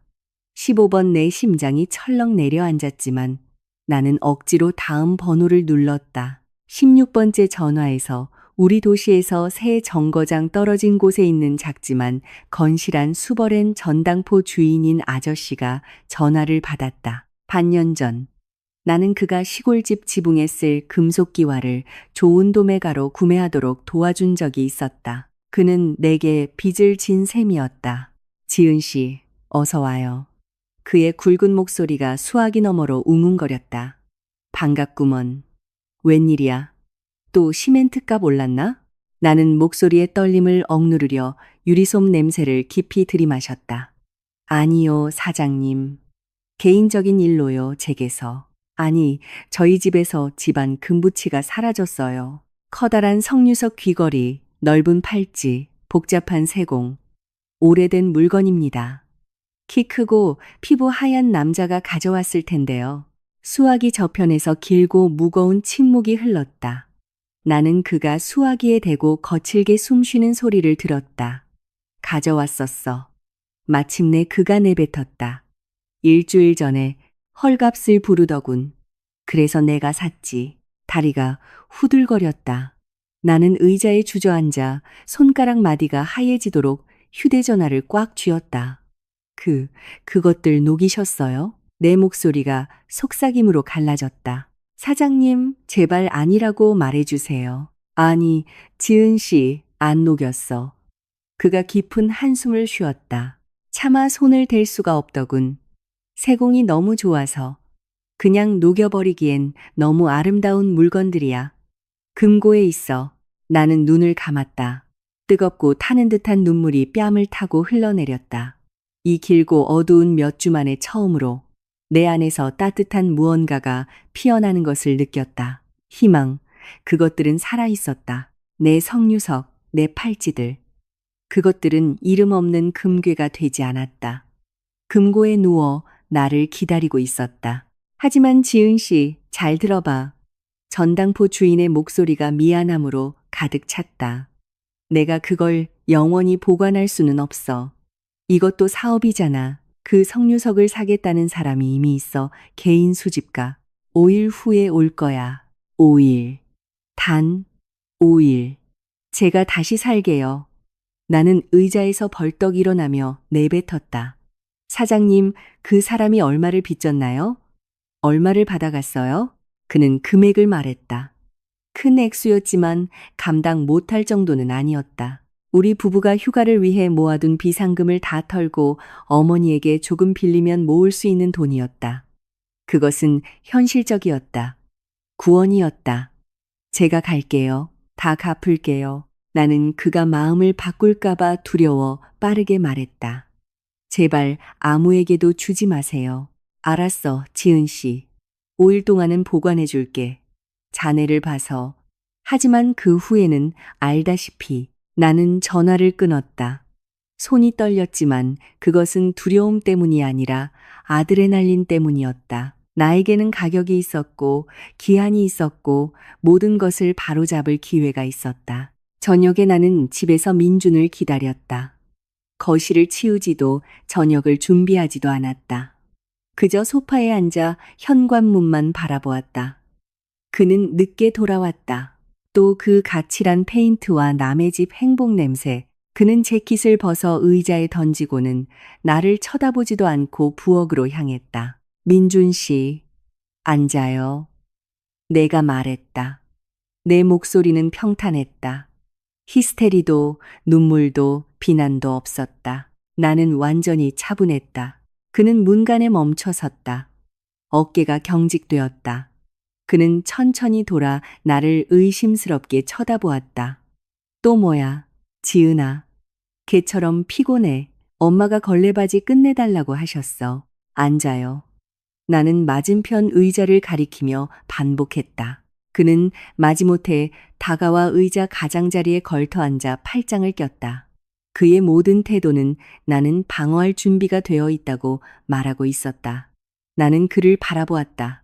그의 지친 얼굴, 내가 한때 그토록 사랑했던 그 부드럽고 의지박약한 이목구비, 그의 어머니가 이웃들에게 자랑할 수 있도록 내 인생을 망가뜨린 그 남자를 찾았어요. 내가 조용히 말했다. 민주는 전기 충격을 받은 것처럼 움찔했다. 그의 눈이 커졌고 손이 무력하게 무릎 위로 떨어졌다. 어디서? 그가 숨을 내쉬었다. 수버렌에서요. 여기서 세 정거장 떨어진 곳에 있는 전당포. 나는 앞으로 몸을 기울여 그의 눈을 똑바로 쳐다보았다. 그대로 있어요. 민준 씨. 녹이지 않았대요. 그리고 당신이 얼마에 넘겼는지도 알아요. 그는 시선을 피했다. 얼굴이 붉은 반점으로 뒤덮였다. 그는 셔츠 단추를 초조하게 만지작거리기 시작했다.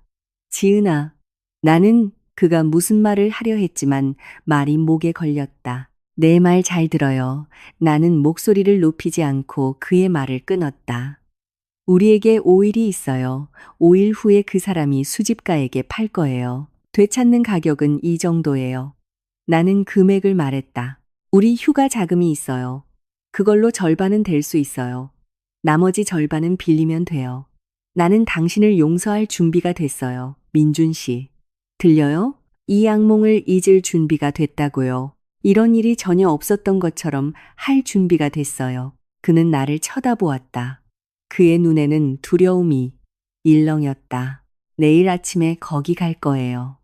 나는 계속했고 내 목소리는 기도처럼 들렸다. 우리가 함께 그 금을 되찾을 거예요. 당신 손으로 그걸 받아서 보석함에 다시 넣을 거예요. 그리고 우리는 다시는 절대로 이 일에 대해 이야기하지 않을 거예요. 이게 당신의 기회예요. 민준 씨. 우리의 기회. 제발. 내가 모든 것을 바로잡도록 도와줘요. 내가 결혼했던 그 남자가 되어줘요. 나는 손을 뻗어 그의 손등을 덮었다. 그의 손가락은 차갑고 축축했다. 그는 오랫동안 읽을 수 없는 시선으로 나를 바라보았다. 방 안은 너무 조용해서 부엌 벽시계가 똑딱거리는 소리가 들렸다. 그러다 그는 천천히 고개를 끄덕였다. 알았어. 그가 눈을 내리깔며 속삭였다. 알았어, 지은아. 내일 아침에 가자. 나는 숨을 내쉬었다. 지난 몇 주간 내 가슴을 짓누르던 거대하고 감당할 수 없는 무게가 갑자기 사라졌다. 안도의 눈물이 뺨을 타고 흐르는 것을 느꼈다.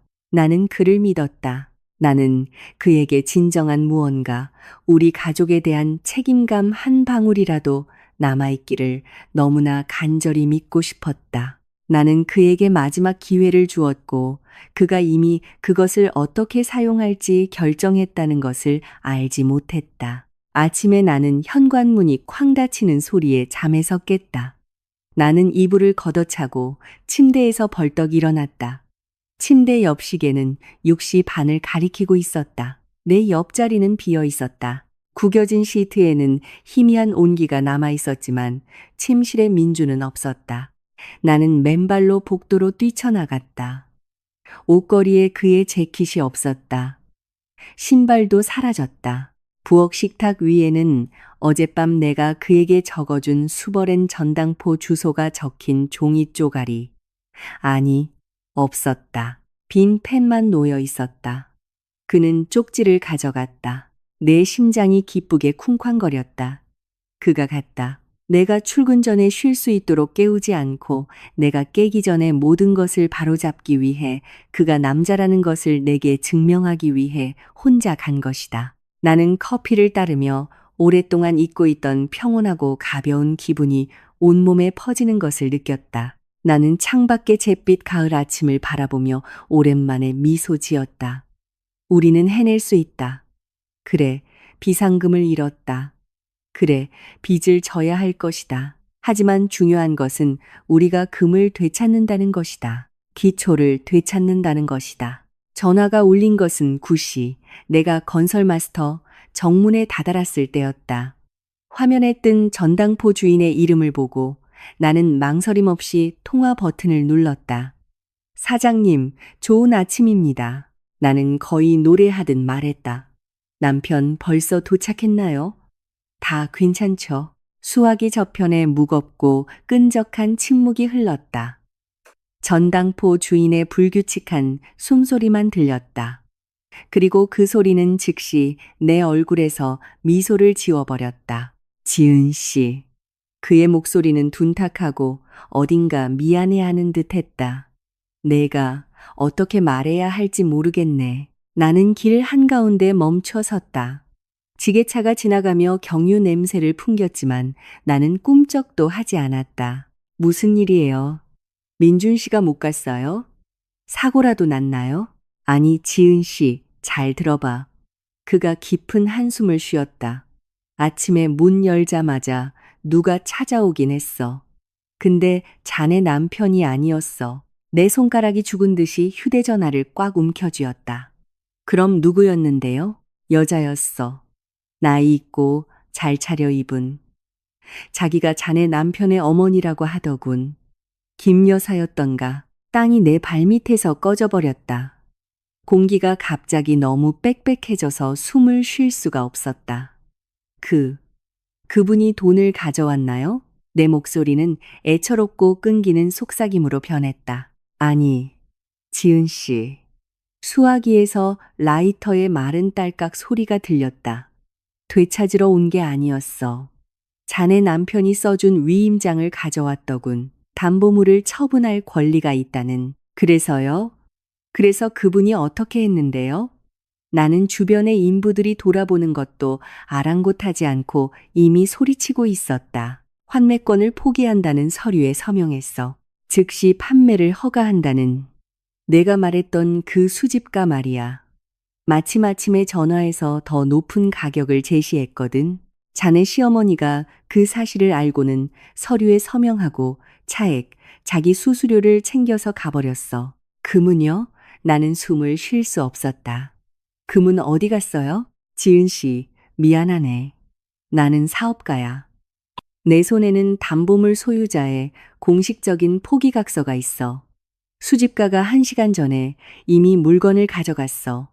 팔렸다고. 내가 할 수 있는 게 아무것도 없었어. 휴대전화가 힘 빠진 내 손가락에서 미끄러져 둔탁한 소리를 내며 더러운 아스팔트 위로 떨어졌다. 액정이 깨졌지만 나는 아래를 쳐다보지도 않았다. 나는 직장 정문 앞에 서서 멍하고 완전히 파괴된 채로 서 있었다. 두 번째 타격은 치명적이었다.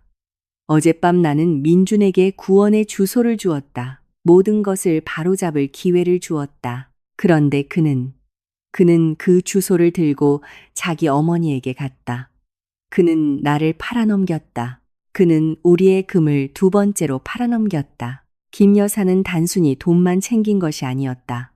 그녀는 의도적으로 냉정하게 그 물건들이 언젠가 내게 돌아올 가능성 자체를 없애버렸다. 그녀는 내가 어떤 상황에서도 그녀의 유럽식 화려함이 내 슬픔 위에 세워졌다는 것을 증명할 수 없도록 나의 마지막 기회를 없애버렸다. 그녀는 내 기억을 두 번이나 팔았다. 어떻게 집에 도착했는지 기억나지 않는다.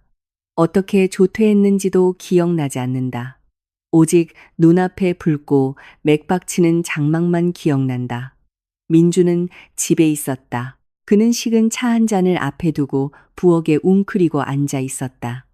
내가 들어갔을 때 그는 고개조차 들지 않았다. 나는 그에게 바싹 다가갔다. 그에게서는 두려움의 냄새가 났다. 왜? 그것이 내가 뱉어낼 수 있는 유일한 단어였다. 내 목소리는 깨진 유리를 삼킨 것 같았다. 그는 움찔하며 두 손으로 얼굴을 가리고 갑자기 울기 시작했다. 그것은 어른이지만 완전히 유아적인 남자의 애처롭고 추한 울음이었다. 그는 의자에 앉아 몸을 흔들며 뺨에 눈물을 문질렀다. 지은아, 미안해. 그가 손가락 사이로 흐느꼈다. 그러려던 게 아니었어. 정말 아니었어. 왜 그 여자한테 주소를 넘겼어? 나는 주먹으로 식탁을 내리쳤고 찻잔이 튀어오르며 뒤집어져 갈색 액체가 비닐 식탁볼을 적셨다. 내가 기회를 줬잖아. 내가 빌었잖아. 무서웠어. 그가 마침내 붉게 부어오른 눈으로 나를 쳐다보며 소리쳤다. 당신이 말한 금액이 너무 컸어. 우리가 대출받아야 하고 감당 못할 거라고 생각했어. 그리고 엄마, 아침에 그냥 상의하러 들렀던 거야. 그냥 물어보려고. 상의? 뭘? 내 인생을 어떻게 더 잘 팔아먹을지. 엄마가 그건 바보 같은 짓이라고 했어.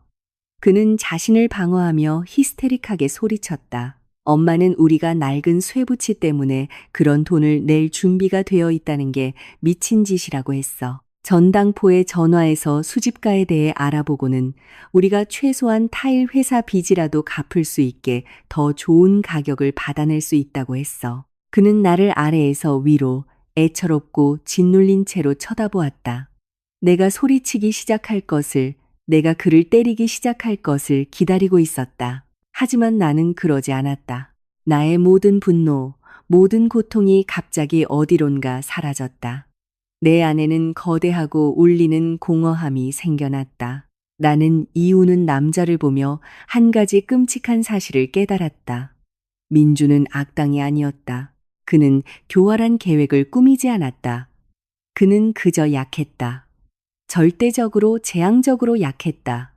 그는 그의 어머니가 우리 가족에게 독을 붓는 빈 그릇이었다. 그는 그녀의 의지를 전달하는 도관이었고 그가 곁에 있는 한 그녀는 언제나 내게 손을 뻗어 내가 소중히 여기는 모든 것을 파괴할 수 있었다. 그의 쓸데없음이 어떤 계산된 계획보다 더 확실하게 나의 희망을 죽였다. 나는 말없이 돌아서서 복도로 걸어갔다. 지은아, 지은아, 어디가? 그가 내 뒤를 쫓아 재킷 소매를 붙잡았다. 지은아, 가지마. 우리가 다 해결할게. 엄마가 돈 일부를 우리한테 주겠다고 했어. 나는 멈춰서서 천천히 혐오스럽게 그의 손가락을 내 옷에서 떼어내고 그의 눈을 바라보았다. 엄마가 말했다고. 나는 메아리처럼 반복했다. 나는 현관문을 열었다. 오늘 안 돌아와요. 민준 씨. 내일도요. 나는 그를 문간에 세워두고 계단으로 나섰다. 어디로 가는지 몰랐다. 하지만 한 가지는 알았다. 나는 더 이상 이 집에서 희생자가 되지 않을 것이다. 나는 더 이상 텅 빈 벨벳 위에서 울지 않을 것이다. 나는 길을 가리지 않고 거리를 걸었다.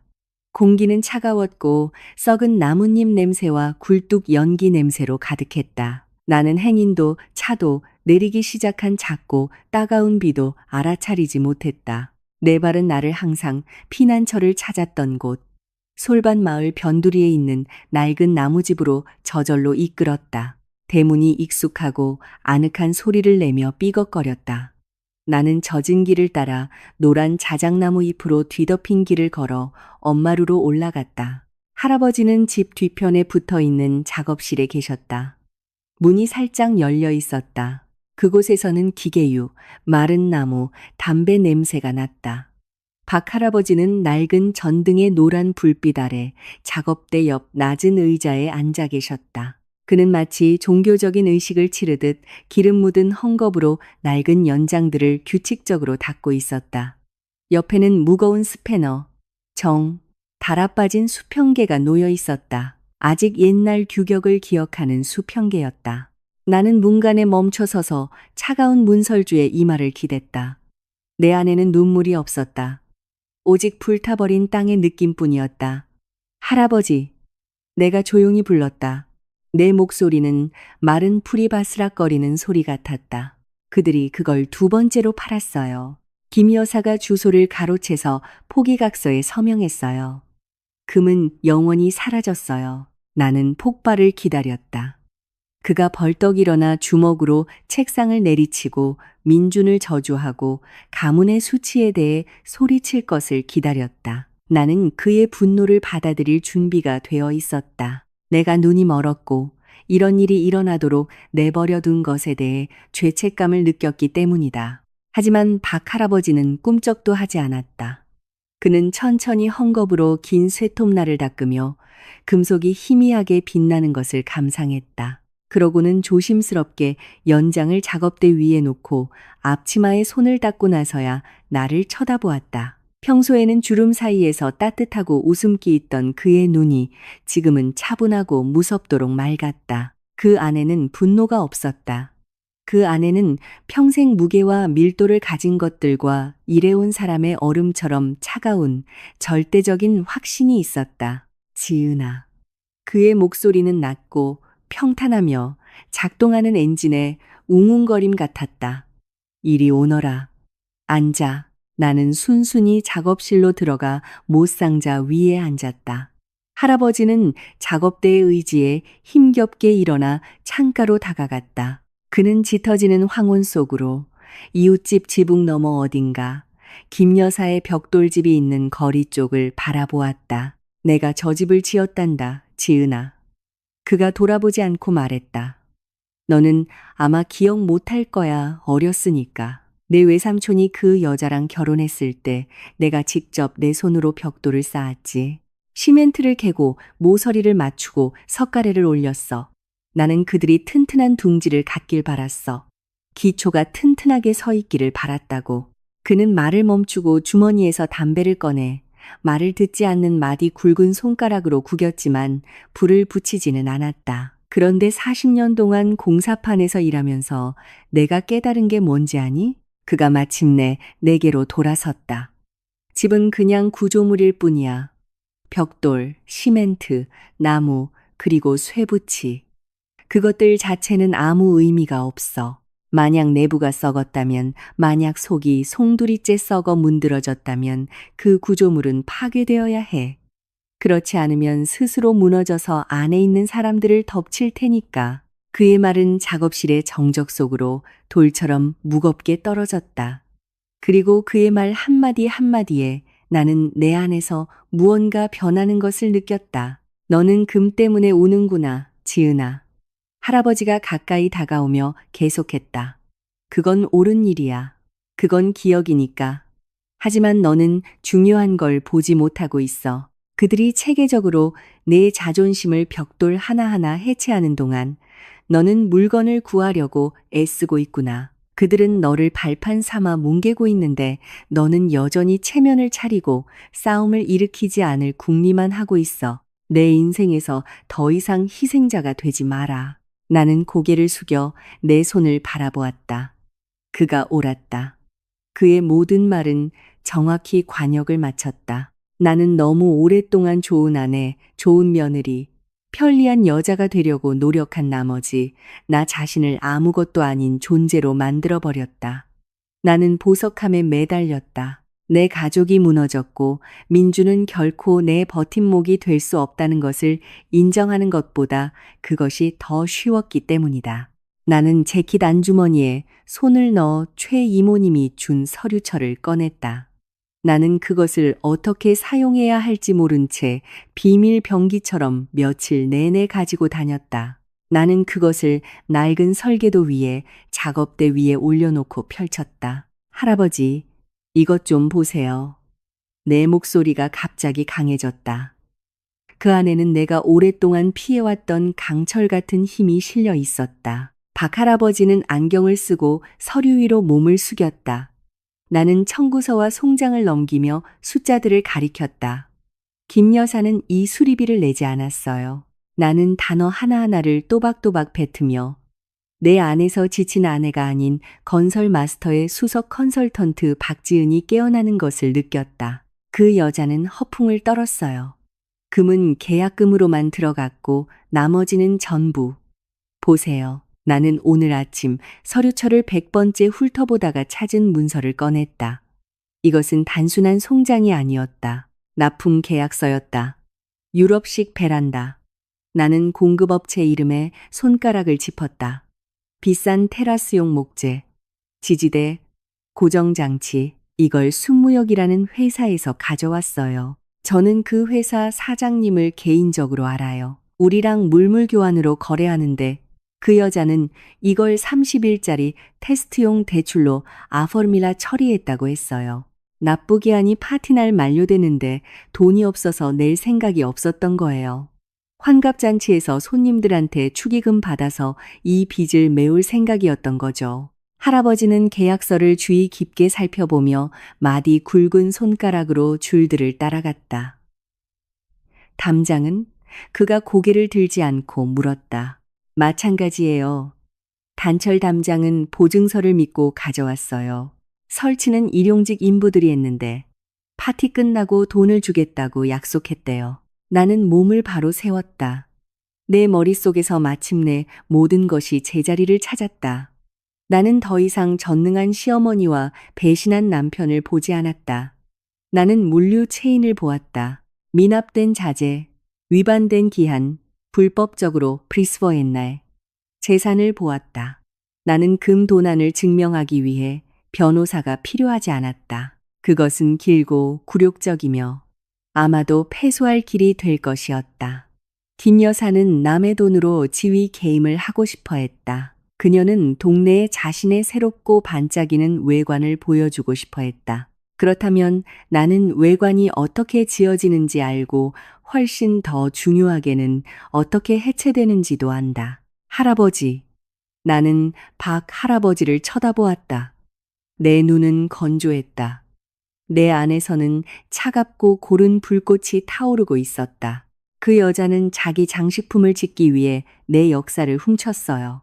저는 제 자제를 되찾고 싶어요. 박 할아버지는 천천히 안경을 벗었다. 그는 서류들을 보고 이어서 나를 보았다. 그리고 이 길고 끔찍한 날 처음으로 그의 입꼬리가 단단하고 이해한다는 미소로 실룩거렸다. 그는 손을 뻗어 작업대에서 무거운 스패너를 집어들고 손바닥의 무게를 재보더니 만족스럽게 고개를 끄덕였다. 그럼 해체해야지. 그가 말했고 그의 목소리에는 쇠소리가 울렸다. 나한테는 변호사가 필요 없어, 지은아. 내 옛날 팀이 필요할 뿐이야. 그리고 나는 깨달았다. 눈물의 시간은 끝났다. 빚을 돌려받을 시간이 왔다. 15일 아침은 맑았고 놀랍게도 가을치고는 따뜻했다. 햇살이 솔밭마을 거리를 비추며 축제를 위한 완벽한 날을 약속했다. 김 여사는 일찍 일어났다. 그녀는 항상 자신의 승리를 앞두고 일찍 일어났다. 최 이모님은 아침 7시부터 언니 집 부엌 식탁에 앉아 있었다. 그녀 앞에는 전화번호가 적힌 수첩과 낡은 휴대전화가 놓여 있었다. 부엌 공기는 이미 고기 굽는 냄새, 비싼 향신료, 빵 굽는 냄새로 무거웠다. 오븐 세대가 최고 온도로 작동하고 있었다. 최 이모님은 정확히 8시에 첫 번째 전화를 걸었다. 좋은 아침입니다. 김 여사님 댁 회계 담당입니다. 평소 조용하고 미안해하던 그녀의 목소리는 이제 업무적으로 건조하고 공식적으로 들렸다. 이탈리아 타일 건으로 전화드렸습니다. 네, 맞습니다. 골동품 담보로 보증된 대금이 지급되지 않을 것임을 알려드리게 되어 유감입니다. 해당 재산은 현재 분쟁 중인 가족 재산으로 조사 중에 있습니다. 네, 보증서는 무효입니다. 그녀는 수첩의 첫 번째 줄을 체계적으로 지웠다. 두 번째 전화는 수버랜 전당포로 걸었다. 전당포 주인은 바로 전화를 받았다. 사장님, 안녕하세요. 최 이모님은 그가 끼어들 틈도 주지 않고 또렷하게 말했다. 저는 박지은 씨의 대리인입니다. 사장님께서 금을 수집가에게 넘기신 것을 알고 있습니다. 제게는 김 여사님이 포기 각서에 서명할 법적 권리가 없었음을 증명하는 서류가 있습니다. 이것은 절도입니다. 만약 구매자와 연락하여 사태가 해결될 때까지 거래를 동결하지 않으시면 지은 씨는 사장님을 작물 취득 공범으로 경찰에 고소할 것입니다. 1시간 드리겠습니다. 최 이모님은 휴대전화를 식탁에 내려놓고 깊이 숨을 내쉬었다. 손이 약간 떨렸지만 속은 놀랍도록 평온했다. 60년 평생 처음으로 그녀는 언니에게 봉사하는 것이 아니었다. 그녀는 언니를 멈추고 있었다. 그 순간 부엌 문이 활짝 열렸다. 문턱에 김 여사가 나타났다. 그녀는 화려했다.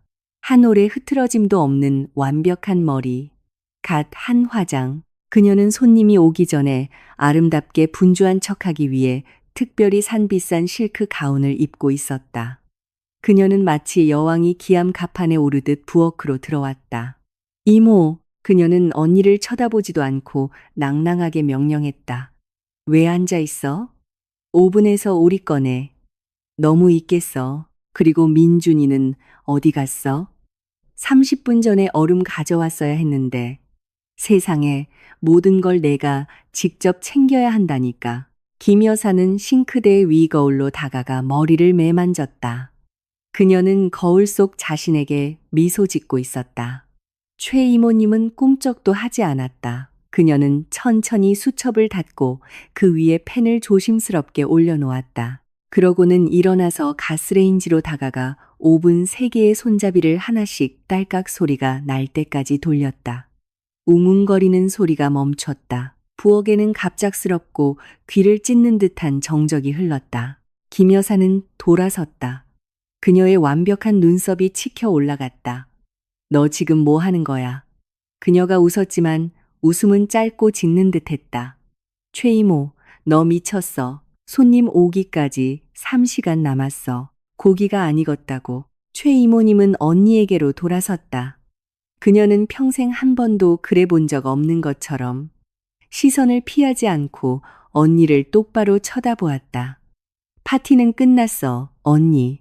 최 이모님이 격정이나 히스테리 없이 그저 사실을 말하듯 조용히 말했다. 김 여사는 얼어붙었다. 그녀의 미소는 천천히 얼굴에서 사라지며 무언가 포악하고 사악한 것을 드러냈다. 그녀는 언니에게 한 걸음 다가갔다. 무슨 소리 하는 거야? 뭐가 끝났다는 거야?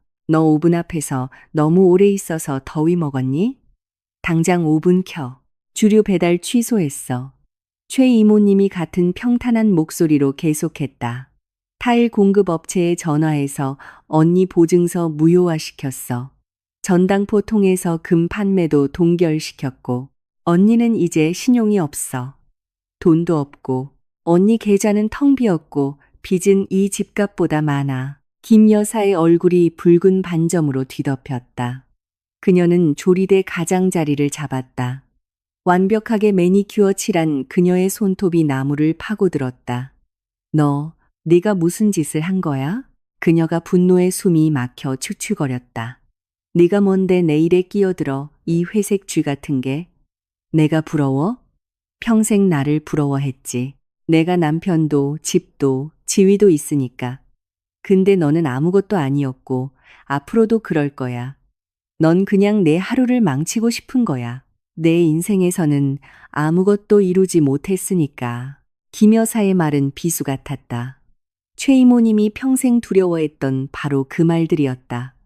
그 말을 듣지 않기 위해 수년간 모욕을 삼켰던 바로 그 말들. 하지만 지금 이 비싸고 가짜인 부엌 한가운데 서서 최 이모님은 연민 외에는 아무것도 느끼지 못했다. 그녀는 언니를 아름다운 담장 하나를 위해 자기 가족을 잡아먹을 준비가 된 그 여자를 보며 그 인공적인 왕관 속에서 그녀가 얼마나 초라한지 깨달았다. 최 이모님은 흔들리지 않았다.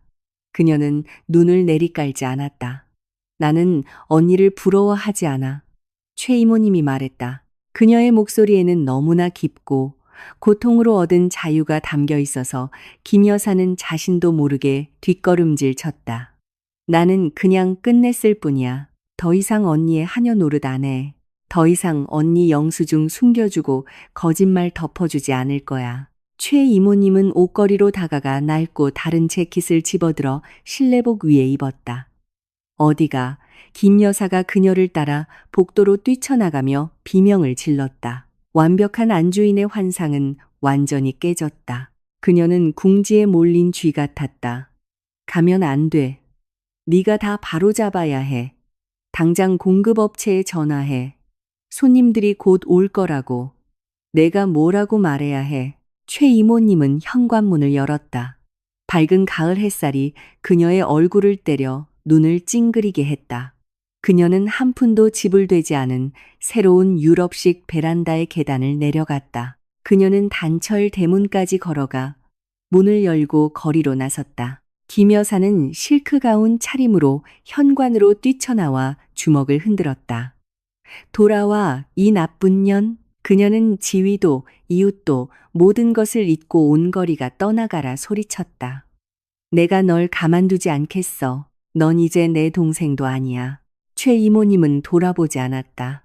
그녀는 길가에 서서 손을 들어 거리 끝에 있는 누군가에게 짧고 분명한 신호를 보냈다. 저기, 모퉁이에서 아스팔트가 미세하게 떨릴 정도의 무겁고 낮은 굉음과 함께 짐칸이 열린 큰 트럭이 나타나고 있었다. 그 뒤를 따라 낡고 먼지 쌓인 봉고차가 울퉁불퉁한 길 위에서 느릿느릿 흔들리며 따라오고 있었다. 최 이모님은 차들이 언니 집으로 다가오는 것을 지켜보았다. 그녀는 자신의 역할을 다했다. 그녀는 김 여사에게서 비밀스러운 권력을 빼앗았고 이제 나머지 모든 것을 되찾으러 온 사람들에게 길을 비켜주었다. 엔진 굉음이 거리의 정적을 깼다. 트럭은 너무 급하게 멈춰서서 바퀴 밑에서 피어오른 회색 먼지 구름이 가칠한 단철 담장 위에 내려앉았다. 봉고차가 그 뒤를 이어 멈춰서며 대문 출구를 막았다. 차에서 사람들이 쏟아져 나왔다. 빛바랜 파란색과 회색 작업복을 입은 풍파에 그을린 건장한 남자 6명. 그들은 일용직 인부들이 아니었다. 수십 년간 내 할아버지와 함께 일해온 사람들이었다.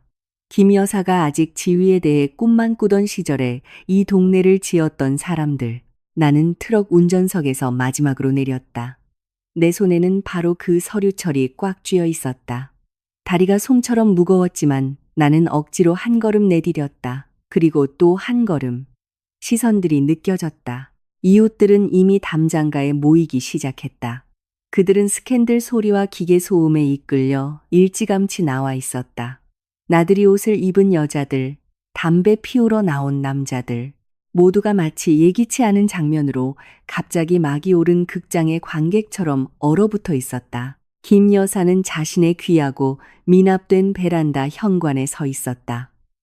그녀의 실크 가운은 바람에 흩날렸고 머리는 헝클어졌다. 그녀는 작업자들, 트럭, 그리고 나를 보며 그녀의 얼굴은 이해할 수 없음과 공포로 일그러졌다. 봉고차에서 박 할아버지가 지팡이에 힘겹게 의지하며 천천히 내렸다. 그는 대문으로 다가가 얼어붙은 최 이모님을 옆으로 밀치고 단철 대문을 밀었다. 김서방댁. 그의 목소리는 거리의 울림에 증폭되어 이웃들이 움찔할 정도로 귀를 때렸다. 그 목소리에는 노인의 쇠약함이 없었다. 거대하고 시끄러운 건설 현장의 현장 소장 목소리였다. 이리 나오시오. 김 여사는 창백해졌다. 그녀는 집문 쪽으로 한 걸음 물러섰지만 그때 모퉁이에서 민준이 뛰어나왔다. 그는 그 멋진 밝은 셔츠를 입고 있었다. 그의 손에는 음료수에 넣을 얼음 봉지가 들려 있었다. 그는 그 자리에 못 박힌 듯 멈춰 서서 할아버지와 작업자들 그리고 나를 번갈아 보며 미친 듯한 시선을 보냈다. 할아버님, 지은아, 뭐 하시는 거예요? 그가 땅에 봉지를 떨어뜨리며 더듬거렸다. 얼음이 마른 파여름과 함께 이탈리아 타일 위로 흩어졌다. 박 할아버지는 그를 쳐다보지도 않았다. 그는 지팡이로 베란다의 맨 아래 계단을 쳤다. 자네는 내 아내의 금을 팔았어. 김서방 댁. 할아버지의 목소리가 벽돌벽에 반사되어 우렁차게 울렸다. 이웃들이 숨을 들이켰다. 누군가 휴대전화를 꺼내 들었다. 자네는 이 판때기들과 이 쇠붙이들을 사기 위해 내 가족의 기억을 훔쳤어. 금이 더 이상 내 것이 아니라면 나는 내 권리로 내 것을 되찾으러 왔어. 내가 40년 전에 이 집에 쏟은 내 노동을 되찾고 자네가 한 푼도 내지 않은 자재들을 되찾을 거요. 김 여사는 심장을 부여잡았다. 그녀의 눈이 불안하게 움직였다. 당신들 미쳤어요? 그녀가 가성으로 비명을 질렀다. 민준아, 경찰 불러. 이 사람들이 우리 집을 털고 있어. 이건 사유재산이야. 내 집이라고. 박 할아버지는 자기 팀을 돌아보았다. 여러분, 시작합시다. 그가 짧게 던졌다. 그리고 그들은 시작했다. 그것은 파괴 행위가 아니었다. 전문적이고 냉정하며 체계적인 해체 작업이었다. 원형톱이 윙윙거리고 무거운 스패너가 덜컹거렸다. 작업자 2명이 대문으로 다가가 경첩에서 볼트를 풀기 시작했다. 다른 3명은 전동 드라이버와 쇠지렛대를 들고 베란다로 올라갔다. 안 돼, 만지지 마세요. 김 여사가 자신의 유럽식 테라스 난간을 풀고 있는 작업자에게 달려들었다. 그녀는 매니큐어 칠한 손톱으로 그의 더러운 소매를 움켜쥐었다. 내가 당신들 감옥에 쳐넣을 거야. 이거 수백만 원짜리라고. 작업자는 말 한마디 없이 조심스럽지만 강하게 그녀의 손을 떼어내고 계속해서 긴 나사를 풀었다. 판자가 둔탁한 소리를 내며 지지대에서 떨어져 나갔다. 민주는 마당을 허둥지둥 돌아다녔다. 그는 내게 달려왔다. 그의 얼굴은 두려움과 굴욕으로 일그러져 있었다. 지은아, 저 사람들 좀 말려. 그가 톱소리를 이기려고 소리쳤다. 온 동네 사람들 앞에서 우리 망신시키는 거야. 봐, 이웃들이 다 보고 있잖아. 지금 뭐 하는 거야? 나는 물러서지 않았다. 나는 김 여사의 완벽한 잔디 위에 서서 축축한 흙이 내 신발 밑창 아래로 푹 꺼지는 것을 느꼈다. 나는 한때 나를 지켜주겠다고 약속했던 남자의 눈을 바라보았다. 내 것을 되찾는 거예요. 민준 씨. 나는 단어 하나하나를 또박또박 씹어 뱉었다. 내 목소리는 차분하고 차가웠다. 망신당할까봐 두려웠어요? 이게 바로 그거예요. 진짜 망신은 당신 어머니가 이웃들에게 존경받으려고 당신 아내 것을 훔치는 거예요. 그는 얼어붙었다. 그의 눈에서 나는 오랫동안 기다려온 것을 보았다. 그는 마침내 이해했다. 내가 더 이상 편리한 아내가 아니라는 것을, 내가 침묵하지 않을 것이라는 것을. 그는 내 얼굴, 내 굳게 담은 입술선, 내 손에 들린 서류철을 보았다. 그의 어깨가 축 처졌다. 그는 한 걸음, 그리고 또 한 걸음 물러나서 어머니의 집이 해체되는 것을 그저 옆에서 지켜볼 뿐이었다. 대문으로 목재를 공급한 순무역의 반장이 다가왔다. 나는 그에게 서류를 건넸다. 여기 보증서입니다. 나는 모두가 들을 수 있도록 큰 소리로 말했다. 대금이 지급되지 않았습니다. 기한은 오늘 아침에 만료되었습니다. 우리는 미납된 상품을 창고로 회수하는 중입니다. 반장은 고개를 끄덕이고 서류를 받아 자기 팀원들에게 손짓했다.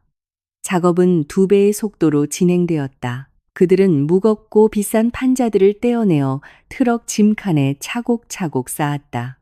그들은 부수지 않았다. 그들은 그저 김 여사를 지상에서 지워버리고 있었다. 무거운 단철 대문 한 짝이 덜컹거리며 아스팔트 위에 눕혀졌다.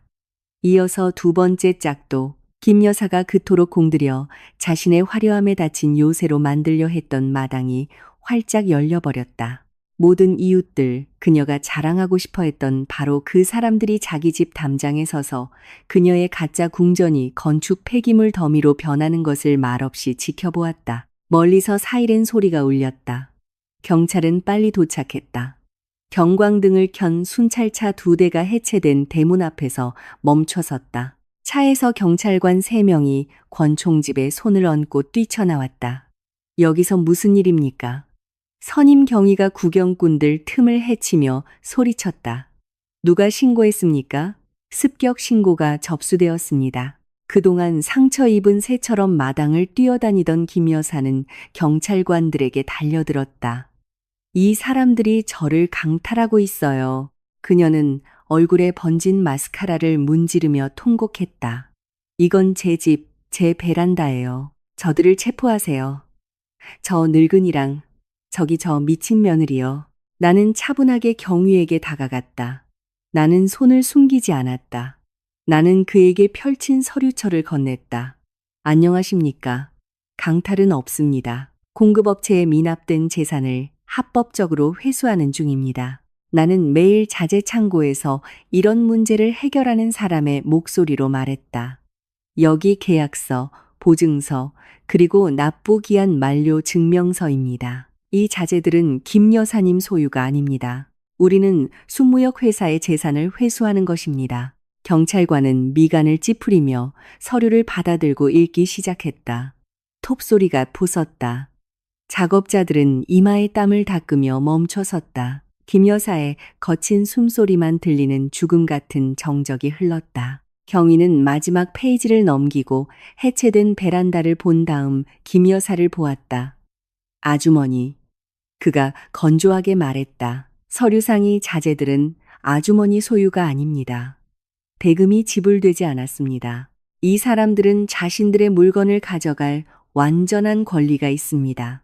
이것은 민사 분쟁입니다. 경찰은 이런 일에 개입하지 않습니다. 불만이 있으시면 법원에 가십시오. 그는 내게 서류철을 돌려주었다. 김 여사에게 이것은 끝이었다. 그녀가 주변 사람들을 겁주는데 그토록 익숙했던 법원이 방금 그녀를 보호하기를 거부했다. 그녀의 거짓말은 폭로되고 문서화되고 만천하에 공개되었다. 그녀가 자신의 지위를 구하기 위해 부른 경찰은 그녀의 완전하고 절대적인 몰락의 증인이 되었다. 그녀는 천천히 땅바닥에 자신의 완벽하고 값비싼 잔디의 진흙탕 속에 주저앉았다. 그녀의 실크 가운은 젖은 흙으로 더러워졌다. 그녀는 베란다의 잔해 속에서 머리를 감싸 쥐고 조용하고 애처롭게 울었다. 그리고 나는 이 마당 한가운데 서서 갓 자른 나무 냄새를 들이마시며 오랜만에 숨쉬기가 얼마나 편한지 느꼈다. 내 폐는 공기로 가득 찼다. 나는 더 이상 숨이 막히지 않았다. 구조물은 무너졌고 그 잔해 아래에는 발을 닦도록 내버려 두었던 그 빅토리아가 남았다. 그 후 며칠은 서류, 진술서, 답답한 사무실을 오가는 끝없고 지치는 회전목마처럼 흘러갔다. 사기와 타인 재산, 절도로 인한 실형을 피하기 위해 김 여사는 극단적인 조치를 취해야 했다. 금의 범죄적 출처와 경찰 개입 위협을 알게 된 그 수집가는 장신구를 전당포에 돌려주는데 동의했지만 상당한 위약금을 요구했다. 시어머니에게는 현금이 없었기 때문에 그녀의 집, 그 가짜 궁전에서 물건들이 나오기 시작했다. 이웃들에게 허세를 부리기 위해 할부로 샀던 비싼 플라즈마 텔레비전, 가죽 소파, 디자이너 조명, 이 모든 것이 중고가게에서 헐값에 팔려나갔다. 그 돈으로는 겨우 내 보석함을 되찾고 그녀의 막대한 빚 일부를 갚을 수 있었다. 김 여사는 텅 비고 헐벗은 집에 틀어박혀 거리로 나오지 않았다. 그녀의 지위는 이탈리아 타일과 함께 증발해버렸다. 민주는 우리 침실로 돌아오지 않았다. 그날 저녁 나는 그의 짐을 큰 봉투 3개에 담아 복도에 내놓았다. 지금 그는 어머니 댁에 작은 손님방에 살고 있다. 그는 더 이상 신뢰를 받지 못하는 비행 청소년처럼 엄격한 보호 관찰 기간에 있다. 그의 끝없는 자아 찾기는 하루 만에 끝났다. 이제 그는 우리 건설 마스터에서 평범한 인부로 일한다. 매일 나는 그가 거친 회색 작업복을 입고 50kg짜리 시멘트 포대를 등에 지고 허리를 구부리며 나르는 것을 본다. 그는 더 이상 비싼 향수 냄새를 풍기지 않는다. 그는 톡 쏘는 먼지, 땀, 그리고 고된 남성 노동의 냄새를 풍긴다. 가끔 창고에서 우리 시선이 마주친다. 그는 죄책감에 찬 강아지 같은 슬픔으로 나를 바라보지만 나는 그저 돌아서서 내 일을 계속한다. 내가 언젠가 그를 완전히 용서할 수 있을지는 아직 결정하지 못했다. 10개월이 지났다. 따뜻한 5월의 저녁이었다. 나는 내 정원의 나무 벤치에 앉아 있었다. 공기는 라일락 꽃 향기로 너무나 진하고 달콤해서 마실 수 있을 것 같았다. 나는 눈을 감고 저무는 해의 마지막 부드러운 햇살을 얼굴에 받았다. 나는 손을 들어 귓불을 손가락 끝으로 만졌다. 그 안에서 바로 그 석류석들이 부드럽게 빛나고 있었다. 나의 금, 할머니의 금. 이제 그것들은 예전보다 훨씬 더 무겁게 느껴진다. 이 무게는 더 이상 나를 맹목적인 희망으로 데워주지 않는다. 이제 이것은 내 채무게다. 그것들을 지키기 위해 내가 어떤 대가를 치러야 했는지에 대한 죄. 나는 순진함을 잃었다. 완벽한 가족이라는 환상을 잃었다. 하지만 그 대가로 나 자신을 얻었다. 직장에서는 모든 것이 변했다. 나는 승진했다. 이제 나는 전체 매장을 관리한다. 거친 현장 소장들과 협력업체 사람들은 더 이상 나를 잔심부름하는 여자애처럼 어깨를 툭툭 치지 않는다. 그들은 조용하고 진심 어린 존경심으로 내 이름을 부른다. 그들은 안다. 박지은은 자기 것을 내주지 않고 남의 것을 탐하지 않는다는 것을. 대문이 삐걱거렸다. 길을 따라 나무 지팡이에 힘겹게 의지하며 할아버지가 걸어오고 있었다. 박 할아버지. 나는 미소 지으며 일어나 뜨거운 주전자와 찻잔을 들고 팜마루로 나가기 위해 부엌으로 갔다. 우리는 나란히 앉아 타는 듯한 허브차를 마셨다. 할아버지는 크고 마디 굵은 손으로 찻잔 받침을 들고 계셨다. 그 깊은 주름에는 건축 먼지가 영원히 배어 있었다. 평생 파괴가 아닌 창조를 해온 사람의 손. 그는 고개를 돌려 내 귀에 달린 무거운 귀걸이, 어두운 돌들이 저녁 노을 빛을 받는 모습을 보며 눈을 가늘게 뜨고 천천히 만족스럽게 고개를 끄덕였다. 잘 어울리는구나, 지은아. 그가 낮고 평탄한 목소리로 말했다. 튼튼하게.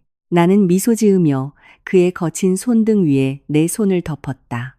문제는 결국 노란 쇠붙이 조각이나 그것이 전당포에서 얼마에 팔리느냐가 아니었다. 문제는 결국 모든 폭풍과 배신 끝에 기초가 버텨냈다는 것이었다. 나 자신의 기초. 나는 내 집, 낡았지만 튼튼한 벽, 깨끗한 마당을 바라보았다. 이곳은 못 하나하나가 정직한 노동으로 지불된 곳이었다. 가짜 유럽식 베란다와 미납 청구서가 없는 곳. 내 식탁에 앉은 모든 사람이 진짜인 곳. 나는 깊은 숨을 들이마셨다. 라일락 향, 식어가는 땅 냄새, 그리고 평온의 냄새가 났다. 나의 평온, 그리고 이제 아무도 절대로 그것을 내게서 빼앗을 수 없을 것이다.